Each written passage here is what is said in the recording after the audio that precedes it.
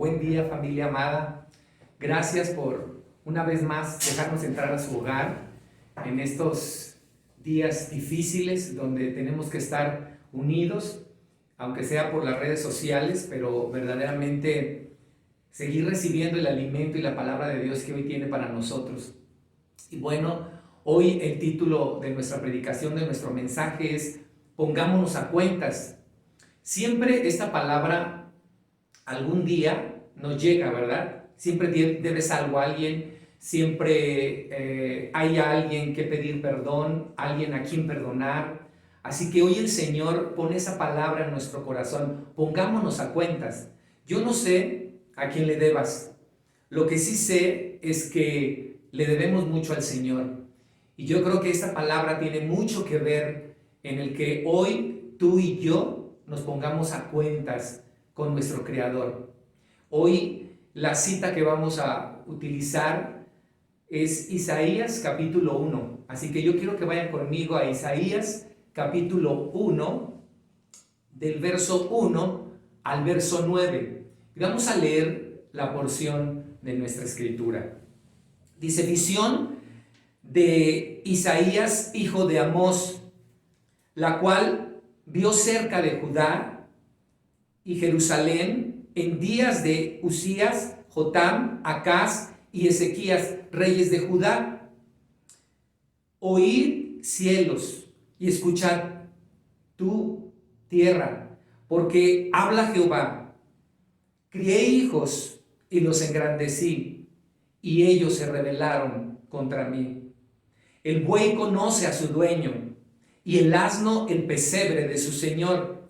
Israel no entiende, mi pueblo no tiene conocimiento. Oh gente pecadora, pueblo cargado de maldad, generación de malignos, hijos depravados, dejaron a Jehová, provocaron a ira al Santo de Israel, se volvieron atrás. ¿Por qué queréis ser castigados aún? ¿Todavía os rebelaréis? Toda cabeza está enferma y todo corazón doliente. Desde la planta del pie hasta la cabeza no hay en él cosa sana, sino herida, hinchazón y podrida llaga. No están curadas, ni vendadas, ni suavizadas con aceite. Vuestra tierra está destruida, vuestras ciudades puestas a fuego, vuestra tierra delante de vosotros comida por extranjeros y asolada como asolamiento de extraños.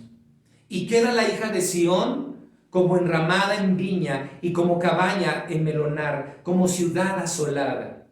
Si Jehová de los ejércitos no nos hubiese dejado un resto pequeño, como Sodoma fuéramos y semejantes a Gomorra. Oremos, familia. Padre, en esta hora queremos darte gracias por tu palabra. Hoy tu palabra puede penetrar nuestro corazón para guiarnos al arrepentimiento, a ese don que viene de ti solamente, Señor, y que nos vuelve a ti, Señor. Hoy te pedimos que esta palabra pueda hacer rema en nuestro corazón, para que de todo corazón nos pongamos a cuentas contigo, nos volvamos a ti, Padre. Ese es nuestro deseo, que cualquiera que en este momento escuche tu palabra sea tocada por tu Santo Espíritu para volvernos nuevamente a ti. Te lo pedimos en el nombre de Cristo Jesús. Amén. En la Biblia vemos cómo Dios, el deseo de Dios, el sueño de Dios en su corazón es formar una gran familia. Vemos cómo llama siempre a hombres, como lo hizo con Abraham, como lo hizo con Noé, cómo llama a hombres para formar una gran familia. Ese es el deseo de Dios, que tú y yo participemos de la gran familia de Dios. Y el deseo del corazón de Dios siempre es estar en armonía con su pueblo, con sus hijos, con quienes ha llamado. Y eso es un poco difícil hoy en estos tiempos, difícil en esta palabra que acabamos de recibir hoy, porque vemos cómo Isaías, este gran profeta, habla al pueblo de Israel. Isaías profetizó durante un tiempo en el que las tribus de Israel fueron divididas. Nosotros recordaremos cómo se dividieron en dos reinos: Israel, la casa del norte, y Judá, la casa del sur. El reino del norte, dice la palabra, que pecó en gran manera, y el reino del sur iba por el mismo camino, iban hacia allá, en esa dirección. Había perversión de la justicia, opresión al pobre, alejamiento de Dios, para ir en pos de esos ídolos de otras naciones, y la búsqueda aparte de ayuda militar a las naciones paganas, en lugar de buscar a Dios, al Padre. El Padre siempre ha hablado que Él quiere juntar a sus hijos como esa gallina a sus polluelos, y siempre está deseoso de hacer eso, pero en nuestro corazón de rebeldía siempre está el apartarnos de Él, el alejarnos de Él. Isaías llegó primero como profeta a Judá, pero su mensaje también fue para el reino del norte. Algunas veces cuando vemos esta palabra Israel se refiere a los dos reinos. Isaías llegó a ver la destrucción y el cautiverio del reino del norte, y así su ministerio comenzó con una advertencia. Isaías significa salvación del Señor, la salvación del Señor. El nombre es muy apropiado para este profeta porque habla tanto del Mesías, de Jesucristo, como nuestro Señor y Salvador. También lo llaman el profeta del Evangelio, el profeta evangélico, porque vemos cómo estos 66 capítulos de Isaías forman como una pequeña Biblia. Todo este libro de Isaías es como una pequeña Biblia. Habla del mensaje del amor de Dios, del mensaje de la salvación. Entonces, aquí Israel, a quien le está hablando, se refiere a Judá, Isaías, al pueblo de Judá que estaba pecando en gran manera y no quería ni conocer ni entender a Dios. Entonces, a través de Isaías, Él les mostró que iba a venir este juicio. ¿Y cómo le mostró Isaías que Dios estaba hablando verdaderamente al pueblo? Vemos que en Deuteronomio 28 Dios había dado instrucciones donde hablaba de las bendiciones para el pueblo si obedecía, y de las maldiciones, de las consecuencias de la desobediencia para aquellos que se apartaran del Señor. Y eso fue lo que sucedió. El pueblo violó el pacto moral y espiritual, y ellos buscaban el castigo al hacer eso. Entonces, el profeta Isaías lo único que fue es profetizar lo que la palabra ya estaba escrito, y Dios lo llevó a hacerlo. Es difícil llevar siempre el juicio a alguien, a las naciones. Entonces vemos cómo llega con advertencias, y vemos en el verso 2 que dice: oíd cielos y escucha tu tierra, porque habla Jehová, crié hijos y los engrandecí, y ellos se rebelaron contra mí. Aquí esta palabra oíd cielos, como Moisés lo hizo, Isaías pide al cielo y a la tierra que sean testigos de la denuncia de la bancarrota espiritual que estaba viviendo Judá. Dice, se rebelaron, y usa esta palabra rebelaron, hablando como un padre desilusionado. ¿Cuántos hijos en este momento no se van de casa con esa rebeldía? ¿Cuántos padres no están desilusionados de sus hijos en este momento y sienten una tristeza profunda? El profeta estaba hablando con una tristeza profunda, la cual embargaba al Dios mismo al ver que sus hijos se habían alejado, se habían rebelado, no lo habían reconocido. Aquí esta palabra se rebelaron, está hablando de esa manera, y Dios señala el problema y su consecuencia para este vínculo del pueblo. Ese pecado equivale a una rebelión, el haberse apartado de Él. Y vemos en el verso 3 que dice: el buey conoce a su dueño, y el asno el pesebre de su señor. Israel no entiende, mi pueblo no tiene conocimiento. Oh gente pecadora, gente pecadora es Es profundo del profeta. Es profundo dolor de Dios cuando habla de esta manera. Oh gente pecadora, pueblo cargado de maldad, generación de malignos, hijos depravados. Dejaron a Jehová, provocaron a ira al Santo de Israel y volvieron atrás. Qué triste este pasaje. Aquí la palabra pesebre es como el establo donde se da alimento a estos animales. Espiritualmente simboliza la palabra de Dios, el bautismo y la cena, para presentar en ese momento y prestar atención al dueño, ¿verdad? No obstante, el alimento espiritual que Dios les daba, que les suministraba, todo lo que Dios da a nuestra vida tiene que ver con esto. ¿Cuánto se desilusiona un padre cuando dice, se fue? Los hijos somos mal agradecidos, somos ingratos. No tomamos en cuenta, no entendemos la dimensión de lo que hacemos cuando nos apartamos del hogar y deshonramos a nuestros padres. No tomamos en cuenta, dice, no entiende, esta palabra no entiende, es separar mentalmente o distinguir, no distingue bien mi pueblo, lo que es lo correcto. Y dice, gente pecadora, pecar es cerrar al blanco, es quebrantar la ley de Dios, es violar el mandamiento. Y Judá como nación había equivocado completamente el camino al desobedecer el mandato de Jehová. Provocaron, dice aquí la palabra, provocaron, literalmente despreciaron hasta la provocación al Santo de Israel. Como dice Proverbios capítulo 1, verso 30 y 31, que nos dice cuando habla de la sabiduría. Dice, ni quisieron mi consejo y menospreciaron toda reprensión mía. Comerán del fruto de su camino y serán hastiados de sus propios consejos. Cuando despreciamos la sabiduría, dice el Señor, vamos a ser hastiados de nuestros propios consejos. No queremos recibir consejo de nadie, si no es de Dios, menos de nadie. Absolutamente. El profeta llama a Jehová el Santo de Israel. Dios se revela a sí mismo como el Santo. No olvidemos que más adelante ve Isaías esta visión y ve la santidad de este Dios. Y él dice, oh Dios, soy un hombre de labios inmundo, ¿verdad? Envuelto en un mundo de labios inmundo. ¡Qué barbaridad! Él ve un arrepentimiento tremendo en su corazón porque ve la santidad de Dios.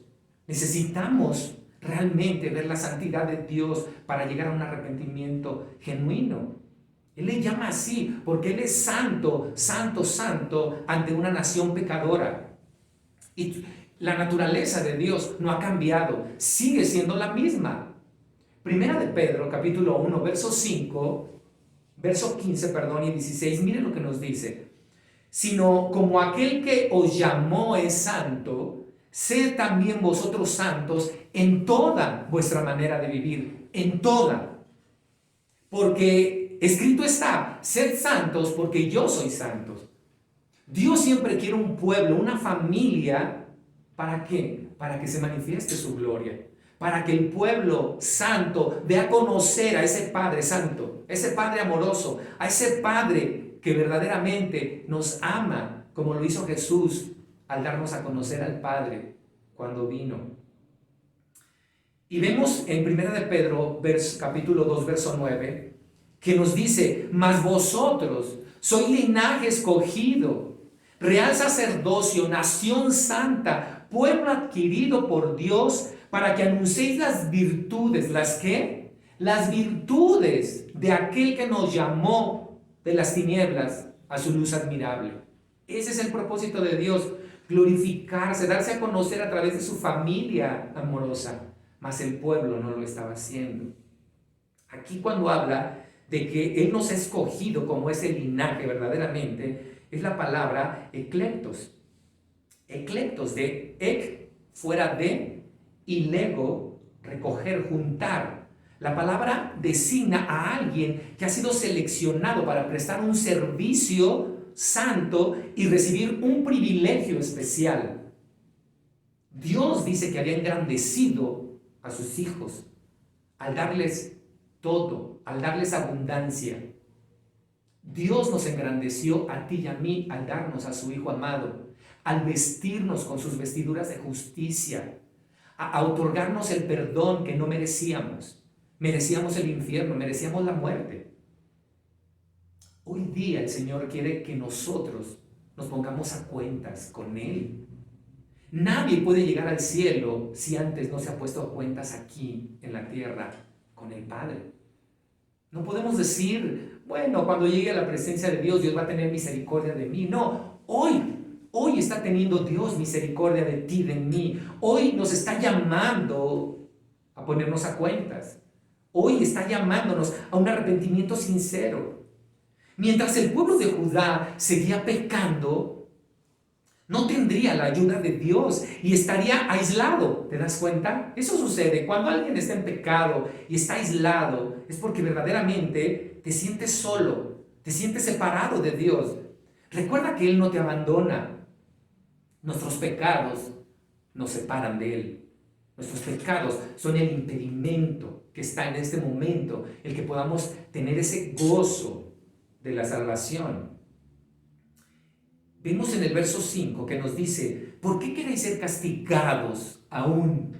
¿Por qué queréis seguir siendo golpeados? ¿Todavía os rebelaréis? Toda cabeza está enferma y todo corazón doliente. Toda cabeza enferma. Aquí menciona el profeta, toda cabeza enferma. Y no se refiere, como suele citarse, a sus pecados, sino a la universalidad de su castigo. Toda cabeza está bajo juicio de Dios. Toda. Mientras no haya un arrepentimiento. Sin embargo, el pecado es la enfermedad moral de la cabeza o intelecto, del corazón. Y constituye sin duda su propio castigo. Porque mira lo que dice el profeta Jeremías. Te voy a leer Jeremías capítulo 2, verso 19, en la versión Palabra de Dios para todo. Palabra de Dios para todos. Dice, tu propia maldad recaerá sobre ti y tu rebeldía te dará una lección. Así verás y así verás y entenderás lo malo que es abandonar al Señor tu Dios y no respetarme como deberías. Es la decisión del Señor. Está diciendo, tu propia maldad te va a llevar a la muerte. Tu propia maldad te puede llevar a tener tu cuerpo todavía más dolido. Y vemos en el verso 6 que dice, desde la planta del pie, la cabeza, no hay en él cosa sana, sino herida, hinchazón y podrida llaga. No están curadas, ni vendadas, ni suavizadas con aceite. Esta es la imagen tomada de un cuerpo enteramente con señales de golpes. No hay en él parte alguna que esté sana, que no esté golpeada. David el salmista en el Salmo 38, verso 3 dice, nada hay sano en mi carne a causa de tu ira, ni hay paz en mis huesos a causa de mi pecado. Y por más que busquemos nosotros la cura, no la encontraremos si realmente no vamos al que verdaderamente la tiene. Hoy en día estamos viviendo una situación difícil, buscando la cura de una vacuna que quizá no llegue en mucho tiempo. Pero sabemos algo, que el porcentaje de los que están muriendo de COVID es muy pequeño a comparación de los que están muriendo de otras enfermedades. Y no nada más me refiero a otras enfermedades, me estoy refiriendo al pecado. Si tú no te pones a cuentas y tú y yo no nos ponemos a cuentas en este momento con Dios, ¿de qué nos sirve habernos ganado el mundo, la vida, si nuestra alma se va a perder? Nos tenemos que poner a cuentas con el Señor, tenemos que estar preparados. Pero aquí el Señor está hablando ¿a quién? A la casa, porque el juicio comienza por la propia casa, al pueblo de Dios. Está comenzando el juicio con el pueblo de Dios. Y si vemos que Jesús es el único que puede redimir nuestra vida, podemos entender que esas heridas, esas llagas van a ser curadas y vendadas con el aceite de la unción del Todopoderoso, de Jesucristo nuestro Señor. Mira lo que dijo el profeta Oseas al pueblo en Oseas capítulo 5, verso 13. Oseas capítulo 5, verso 13 dice: y verá Efraín su enfermedad y Judá su llaga. Irá entonces Efraín a Asiria y enviará al rey Jabeb, mas él no os podrá sanar ni os curará la llaga. Siempre estamos buscando la sanidad en otro lado, con el psicólogo, con el influenciante, con el que tiene poder, con el que tiene dinero, con el médico más reconocido, y andamos, pero no buscamos al que tiene que curar esa llaga y al que está preparado para hacerlo, que es al Señor, a nuestro Dios, al Todopoderoso, a Jesucristo nuestro Señor. Él es el único que puede sanar nuestras heridas. Él es el único que puede quitar y limpiar nuestro pecado, curar nuestra llaga, porque así estamos todos.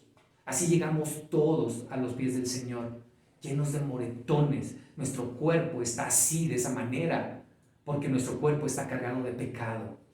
No hemos confesado nuestra maldad. Ahora, quiero que volvamos a la cita de Isaías 1, verso 7. Volvamos a Isaías 1, verso 7, del 7 al 9. Miren lo que dice. Vuestra tierra está destruida, vuestras ciudades puestas a fuego, vuestra tierra delante de vosotros, comida por extranjeros y asolada como asolamiento de extraños. Y queda la hija de Sión como enramada en viña y como cabaña en melonar, como ciudad asolada. Si Jehová de los ejércitos no nos hubiese dejado un resto pequeño, como Sodoma fuéramos y semejantes a Gomorra. Se estaba produciendo esta destrucción en ese tiempo. A Judá la atacaron muchas veces durante la vida de Isaías. Ser comidos, aquí la palabra devastados por extranjeros, era el peor tipo de castigo que podía recibir la nación. Quizá este versículo sea una ilustración de los resultados de estas invasiones o una predicción de la invasión asiria que sufriría Israel.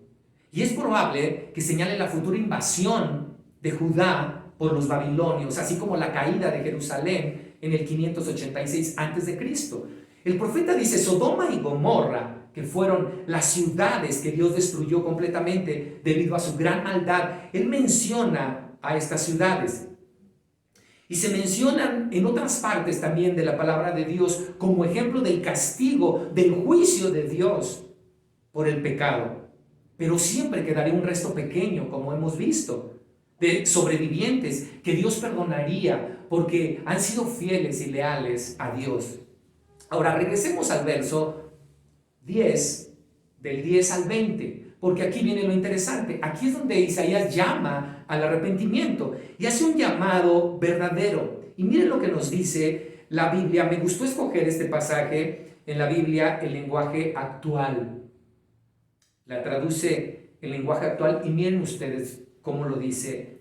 Isaías 1:10 dice: el profeta Isaías les dijo a los jefes de Israel: ustedes que son tan malos como fueron los jefes de Sodoma y los habitantes de Gomorra, escúchenme bien, atiendan a lo que Dios les dice.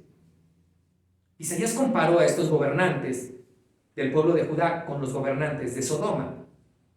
Para escuchar lo que Dios quería decir en ese momento, el pueblo tenía que prestar atención, abrir sus oídos y prestar atención al Dios de Israel, al Santo de Israel. Estar dispuesto a obedecer la instrucción de Dios.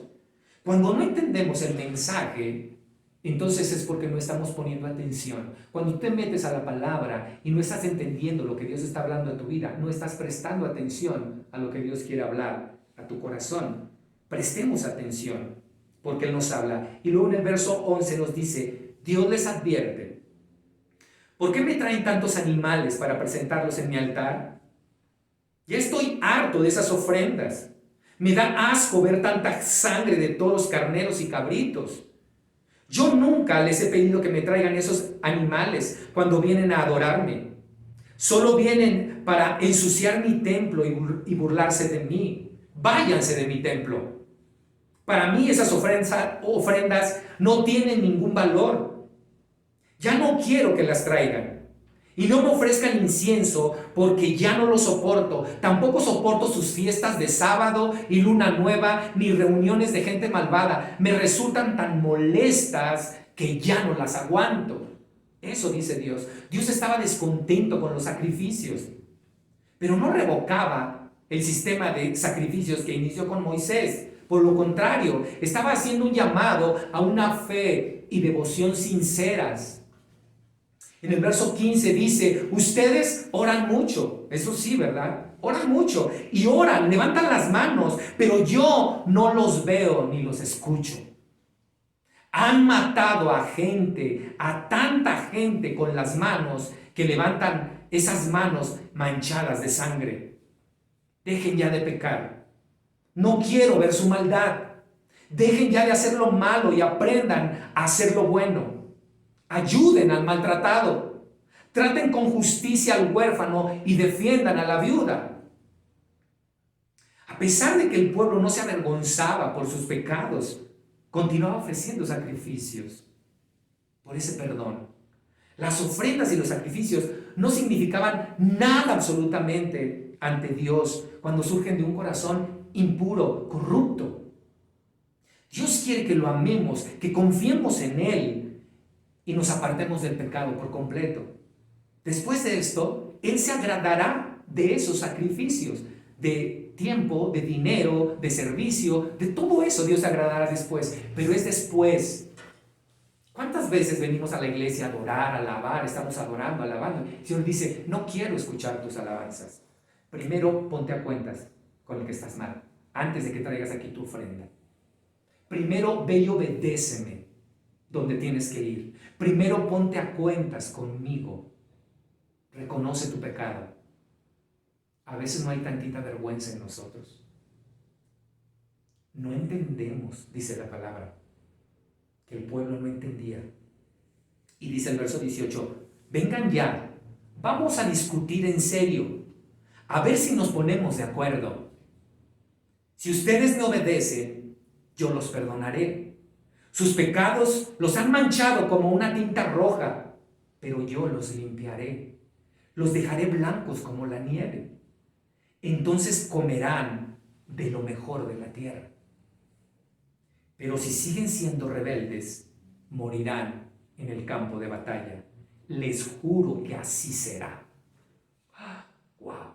Es una advertencia terrible. Nosotros somos hijos de Dios, pero vimos que en el desierto se quedaron muchos muertos. No pudieron entrar a la tierra prometida.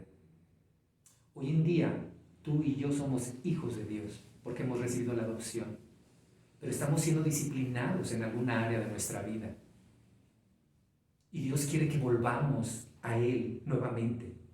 Él ofreció perdón absoluto para que aquellos que se arrepintieran. Él está diciendo, aquí la grana o el carmesí, como lo dice la Reina Valera, habla del color rojo intenso, de la tintura que virtualmente era imposible sacar de la ropa, porque era un rojo muy fuerte, muy penetrante. No lo podían sacar con nada. Así es el pecado. Solamente Dios puede quitar y limpiar esa mancha del pecado para que después luzcamos blancos como la nieve. No tenemos que ir por la vida manchados siempre. ¿Por qué? La palabra de Dios nos asegura que si estamos dispuestos a ser obedientes, Cristo nos perdonará y nos arrancará las manchas. Primera de Juan, capítulo 1, verso 9 nos dice que si confesamos nuestros pecados, Él es fiel y justo para perdonarnos y limpiarnos de toda maldad. Él es fiel y justo para perdonarnos y limpiarnos de toda maldad. No nada más nos perdona, sino que nos limpia. Pero dice que si seguimos siendo rebeldes, moriremos en el campo de batalla. Y Él lo jura, porque Dios es justo. Ahora, ¿qué es el arrepentimiento? La palabra arrepentimiento en el hebreo es la palabra shub, y que significa volverse, volver al punto de partida. Y en el contexto de un regreso metafórico a Dios, shub puede significar dejar de seguirle, volverse del pecado y convertirse a Dios. La palabra arrepentimiento en el griego es metanoio. Meta, cambio, noe, nous, mente. Cambio de mente. El asiento de la reflexión moral. Ahora, hay algunos mitos acerca del arrepentimiento. Como el primero, que el arrepentimiento es experimentar dolor y tristeza. Eso es igual al arrepentimiento. Y muchas veces tú lloras porque te duele la pérdida de beneficios, un salario, algo que vas a recibir y que ya no está en tus manos, estás perdiendo, quizá hasta la pérdida de tu esposa, de tu esposo, de tus hijos, de tu familia. Pero no te duele la acción que tienes delante de Dios, te duele la pérdida. Lo que te está doliendo ahorita porque estás llorando y estás mal es porque perdiste algo. Pero el dolor o las lágrimas no implica necesariamente que estés arrepentido de verdad. Otro mito es que la persona confiesa estar arrepentida, pero tiene una actitud de autodefensa. Una evidencia de que yo no me he arrepentido es la autodefensa. Es cuando esas personas dicen, sí, yo tuve la culpa, pero tú también tuviste esto. Sí, yo tuve, pero tú también hiciste esto. Si una persona verdaderamente arrepentida no está culpando a otros, ni está mostrando el pecado de otros. El arrepentido habla de él, de lo que ha vivido él, de cómo él le ha fallado a Dios por su maldad y su pecado. Todo el tiempo se la pasa hablando de lo que hizo y que ya no quiere continuar haciendo. Eso es un arrepentimiento verdadero. El siguiente mito es cambio de conductas. Es lo mismo que arrepentimiento. Yo puedo cambiar la conducta bajo presión. A mí me tocó ir a la cárcel y ver que muchos presos no estaban verdaderamente arrepentidos. Por la presión de otros se metían a la iglesia, se escudaban, se abrigaban con los pastores para que no fueran maltratados afuera. Esa presión los obligaba a cambiar su conducta, pero no había cambiado el corazón. No eran convertidos verdaderamente a Dios. No se habían arrepentido de que habían violado primero la ley terrenal y la ley de Dios. No había un arrepentimiento genuino. Y lo mismo sucede también con nosotros. A lo mejor un hijo puede estar bajo presión de sus padres, queriendo cambiar su conducta porque hay una presión fuerte, pero no se ha arrepentido verdaderamente. Tiene un cambio de conducta porque le conviene en casa estar así. Le conviene ese cambio de conducta porque si no pierde el teléfono, pierde beneficios, pierde esto, pierde muchas cosas que los padres están disciplinando. El siguiente es que pensamos que podemos ser selectivos en el arrepentimiento. Los que dicen, por ejemplo, yo me arrepiento de esto, pero de esto, ¿no? Esto creo que no es así. Pero no admiten quizá algo que se está haciendo notar en la persona en su conducta. Dicen, no, sí, esto sí, pero de esto no. Entonces, ahí hay remordimiento en nuestra vida. Y el remordimiento es solamente una carga de conciencia que uno siente por haber llegado al pecado y hacer algo malo. Ahora, veamos lo que dice el apóstol Pablo en la segunda carta a los Corintios, capítulo 7, verso 10. La versión de la Biblia de las Américas dice lo siguiente: porque la tristeza que es conforme a la voluntad de Dios produce un arrepentimiento que conduce a la salvación, sin dejar pesar. Pero la tristeza del mundo produce muerte.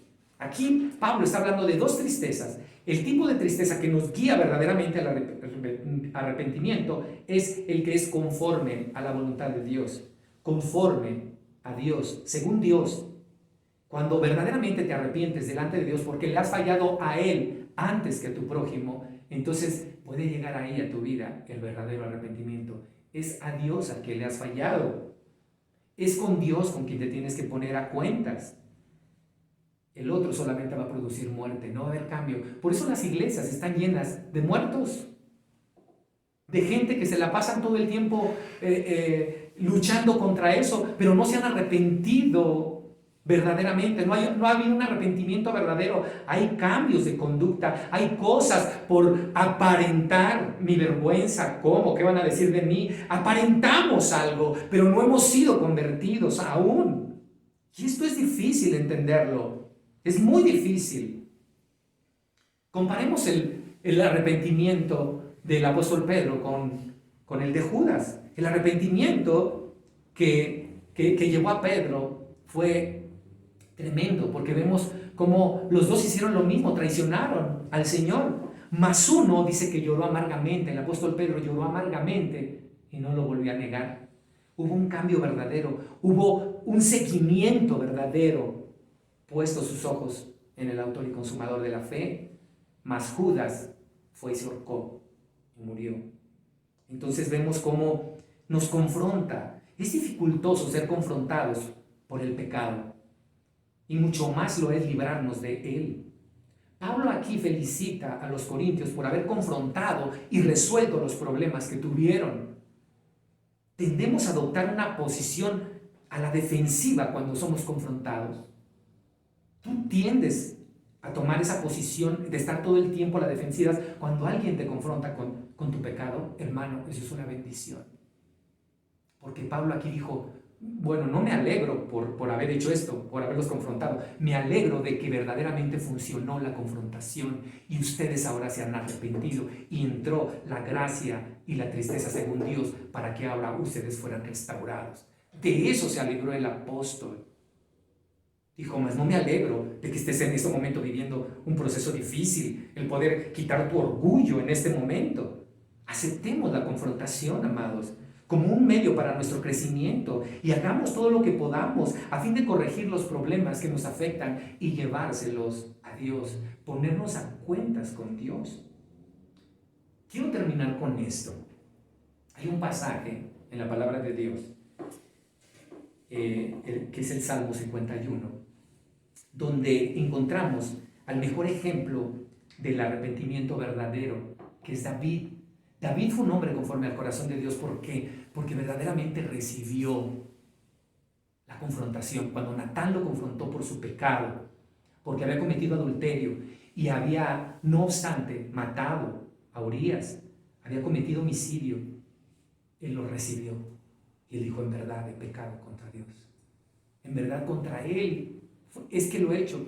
Si tú ves toda la estructura de este salmo, wow, este es un hombre que está hablando del mismo, que se está arrepintiendo ante el Dios Todopoderoso, al que todo lo escudriña, todo lo ve, todo lo sabe. El mentiroso siempre está aquí. El corazón es engañoso y perverso más que todas las cosas. ¿Quién lo conocerá? Dios, que escudriña la mente y el corazón. Nosotros negamos siempre las facturas que debemos. Negamos. ¿Pero de qué me vino esta factura? Esta factura está mal, me están cobrando de más, me están cobrando de más. Y luego cuando te sacan cuentas y te dicen, es por él. Ah, bueno, usted utilizó esto y esto y esto y... Ah, bueno, es que no lo había visto. Perdón. Claro, a veces no vemos las cuentas que debemos y siempre nos van a pedir cuentas. Hoy Dios nos está pidiendo cuenta. Quizá no estamos viendo en este momento nuestra maldad y nuestro pecado delante de Dios. Pero yo quiero mencionar este salmo porque este salmo, en esta versión, la versión actual, la versión actual, me pareció hermoso cómo esta versión lo traduce. Y quiero compartírselos porque no saben cómo ha sanado mi corazón y cómo ha llevado mi pecado a Dios y entender verdaderamente lo que Dios está haciendo conmigo, cómo lo estará haciendo en sus vidas. Mira lo que dice el Salmo 51, verso 1. Dios mío, tú eres todo bondad, ten compasión de mí. Tú eres muy compasivo, no tomes en cuenta mis pecados. Quítame toda mi maldad, quítame todo mi pecado. Sé muy bien que soy pecador y sé muy bien que he pecado. A ti y solo a ti te he ofendido. He hecho lo malo en tu propia cara. Tienes toda la razón al declararme culpable. No puedo alegar que soy inocente. Tengo que admitir que soy malo de nacimiento y que desde antes de nacer ya era un pecador. Ya era un pecador. Tú quieres que yo sea sincero. Por eso me diste sabiduría. Quítame la mancha de mi pecado y quedaré limpio. Lava todo mi ser y quedaré más blanco que la nieve. Ya me hiciste sufrir mucho. Vuélveme la felicidad. No te fijes en mi maldad ni tomes en cuenta mis pecados. Dios mío, no me dejes tener malos pensamientos. Cambia todo mi ser. No me apartes de ti. No me quites tu Santo Espíritu. Dame tu ayuda y tu apoyo. Enséñame a ser obediente y así volveré a ser feliz. Imagínate tú, David, siendo un adorador, un salmista. Esto es una canción de amor. Esta es una canción que se cantaba en el templo, el Salmo 51. Un salmo maravilloso. Que David, que lo salía de sus entrañas, que decía: Señor, aquí estoy. Veo mi pecado y mi maldad, pero ya, quítame el castigo, quítame la disciplina, vuélveme ese gozo. Yo necesito entrar en tu presencia, necesito sentir nuevamente la unción de tu Espíritu. El Espíritu se contrista cuando nosotros pecamos, pero cuando nosotros vamos nuevamente al que nos limpia, al que nos sana, entonces vuelve el gozo de la salvación, de la felicidad. Eso era lo que quería David en ese momento, anhelaba con todo su corazón. Y dice el verso 14, Dios mío, el verso 13, a los pecadores les diré que deben obedecerte y cambiar su manera de vivir. Dice, entonces yo haré eso una vez que tú hagas esto. Señor y Dios mío, Dios de mi salvación, líbrame de la muerte. Y entre gritos de alegría te daré y te clamaré, me declararé en ese momento inocente. Abre mis labios y cantaré tus alabanzas. Yo con gusto te ofrecería animales para ser sacrificados, pero eso no es lo que tú quieres. Eso no te complace. Para ti la mejor ofrenda es mi humildad. Mi humildad. Tú, mi Dios, no desprecias a un corazón sincero que se humilla ante ti que se arrepiente. Y este salmo nos lleva a decir en el verso 18 y 19, trata con bondad a Jerusalén. Él dice, trata con bondad a Jerusalén, vuelve a levantar sus murallas, entonces recibirás con gusto las ofrendas que mereces, y en tu altar se presentarán toros en tu honor. Este llamado es para nosotros, amados. Este llamado es para la iglesia.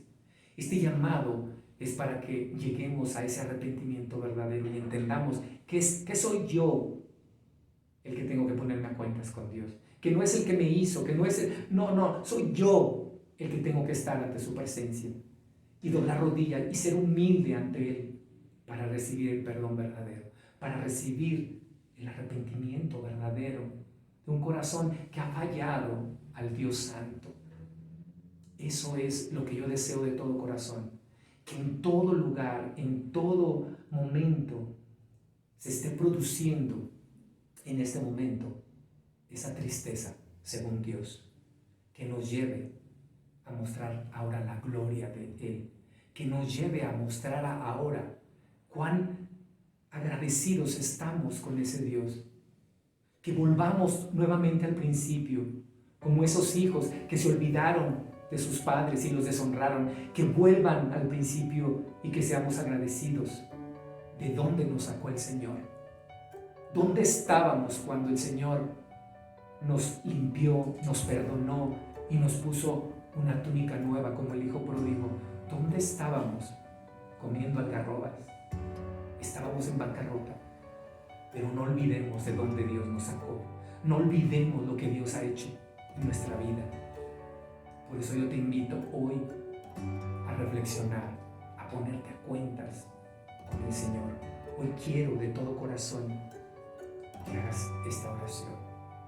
Padre, en esta hora venimos ante el trono de tu gracia, reconociendo que nuestra maldad, nuestro pecado siempre ha estado delante de nosotros. Ayúdanos a verlo.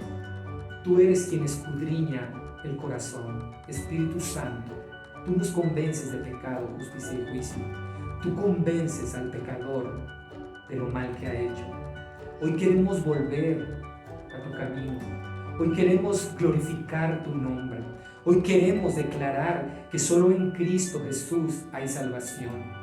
Que solo Él es el único que limpia mis manchas. Al derramar su sangre preciosa en mí, me ha dado vida nueva. Me ha puesto en una posición privilegiada. Gracias, Padre. Perdónanos por no ver esa posición privilegiada que tú nos has dado para poder glorificarte. Gracias, papá, porque todo esto lo has hecho por amor a tu nombre y por amor a nosotros. Te lo pedimos en el nombre de Jesucristo, nuestro Señor. Amén. Gracias, amada familia. Pongámonos a cuentas con el Señor.